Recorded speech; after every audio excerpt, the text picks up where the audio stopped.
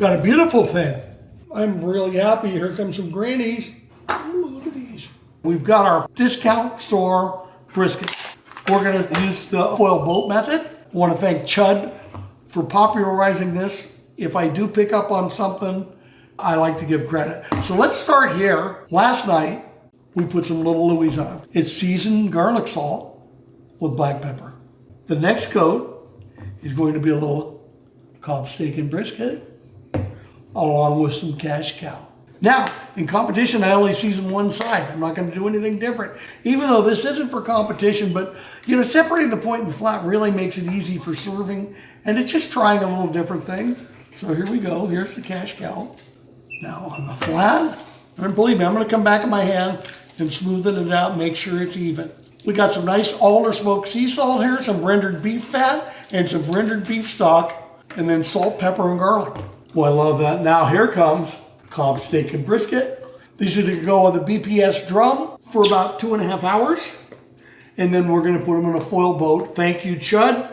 There's innovators out there on the web, and there's a lot of, plagiarists or copycats. And I always like to give credit where credit's due. I discovered this technique on Chud's YouTube channel. Please check it out. I think it's excellent. Now, we're gonna let this sit for about a half hour or so until it's shining before we put it on the BPS drum. So I love what I got here. Now, let me tell you a little tip here. When seasoning briskets, especially for competition, now, the Texas guys will disagree with me on this. Let me get into this thing. It's not one way. It's okay for me to have a different theory. My theory is based on experience, so are the other people who may have a different opinion, but I like to see some meat grain, okay? And one of the reasons why is I want smoke to hit the meat. I don't want to hit to a barrier of 3 different rubs. So, if you see here, you can see the grain. So, we're gonna set it aside for about a half hour, and then I'll see you out by the cooker. Thank you, guys. Okay, let's put the brisket on the drum. The drum's set at 250. These drums, they're the greatest. You can raise it to grill. You can cook anything you want on this. And you can win a world championship on a drum too. So here we go. This drum's got 250 on coals. Then it has a second grate that has a water pan on half of it. We're going to turn it every half hour on the water pan. See you guys. So we're always one piece of meat is over the water pan. Okay, let's open her up here. It's been about 3 hours.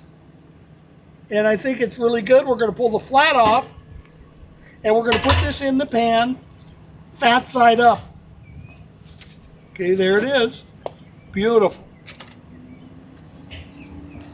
Now we got the point. That's awesome. Okay, kids, this is a very interesting thing because in competition we cook Wagyu. And I've been cooking the no foil at home for fun. That I found on Chud's, and thank you again, Chud. But we're going to do where I separate the point flat, what I do in competition, but I'm going to do the foil boat and see if it works. I think it's going to work. But let's start with the point here. Anybody want to see it? Oh, it's hot. But I'm a man of steel. Here we go. Okay. Now what I'm going to do is kind of build it up so it really acts like a boat and holds the juice. So what this is a combination of an open cook and a braising, but we're braising everything but the top. Now, Chud doesn't do this, but I get to do some little artistic license, and I'm gonna come in here, and I'm just gonna pour a little beef stock in it. Okay, this will probably cook for about an hour or two, and then we'll rest it in the oven, because resting really does help. I'm fortunate my oven can get lower. Okay, so we got, I think it's coming through both sides just right. It might overflow, that's fine. It'll hit the coals, it'll add some flavor. So here we have the points done. Now it's time for the flat. Again, this is just a prime brisket, it's not Wagyu. We're gonna do a fat side up, and we don't have much color on the fat, but we will by the time we're done.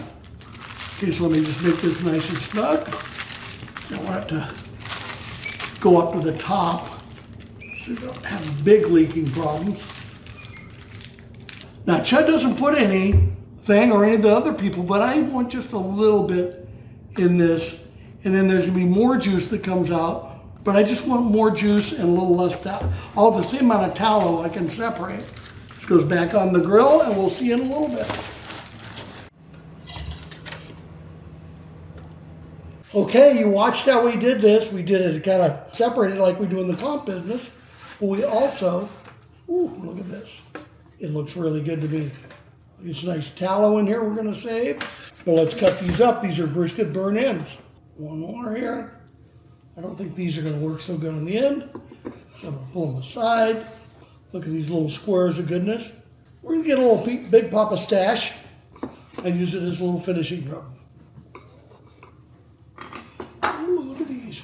Burn ends, baby. It would be really, really bad for me to taste these before I finish them. I'm really happy. Here comes some grannies. Toss these up. Oh, baby, baby, baby, here we go.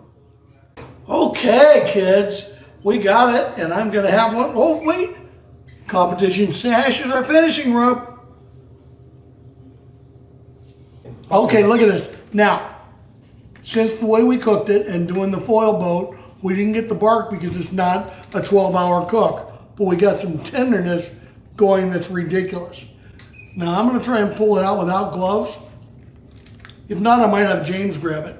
Or we're gonna see what's left inside there too, because there's a lot of juice. And remember, I put some stock in there too, so we can strain the juice, separate the juice from the fat, and then that fat that used to be something we all threw it away is now called tallow. I'm gonna slice against the grain. The grain's going this way. And here we go. Let's just see what we got here. Got a beautiful thing.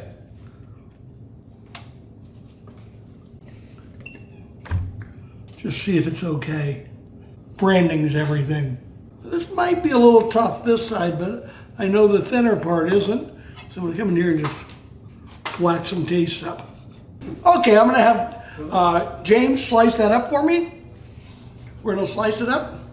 That's getting good, isn't it, James? It's good. You can tell when you see the knife like that, you can see that he's getting into the good stuff. Don't ever squeeze it. All they posers squeeze the brisket. Let's make sure we get some of this au jus down there on the slices. Now, if you see that I'm not really straining the au jus, I'm mixing it with the tallow, and I'm coming back here and I'm basically rehydrating it a little bit. Now at the same time, I'm gonna come in with Granny's. Granny's, I liked it so much I bought it. Here we go.